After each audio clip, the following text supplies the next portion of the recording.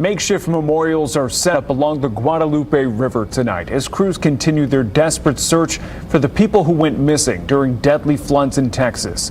Ivan Rodriguez shows us how the community is mourning and the questions being raised about the response.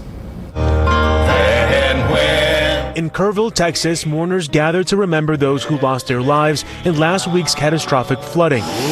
A community fractured by grief but not broken. Among the wreckage and destruction rise stories of survival, bravery, and healing. I have sympathy, of course, for all of the people here. It's a tragedy. This is Charles Hansen. He's 91. He says he's lucky he and his wife survived, but so many lost everything. The best thing I can do in respect for the people is to help clean up. More than 100 people have lost their lives and at least 150 are still missing.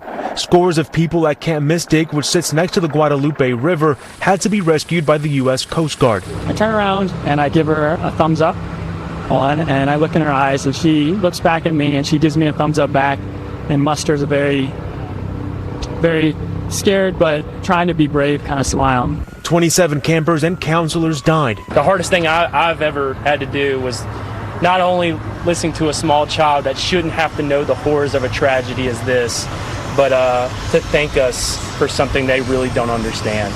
Friday, President Donald Trump toured the damage in Kerrville. His visit comes amid serious concerns over flood preparedness and a lack of immediate alerts notifying residents about the floods. You're not supposed to have 500-year events every single year. Texas State House Minority Leader Gene Wu says the House will focus on pushing legislation that deals with flooding and resources. In Kerrville, Texas, I'm Ivan Rodriguez.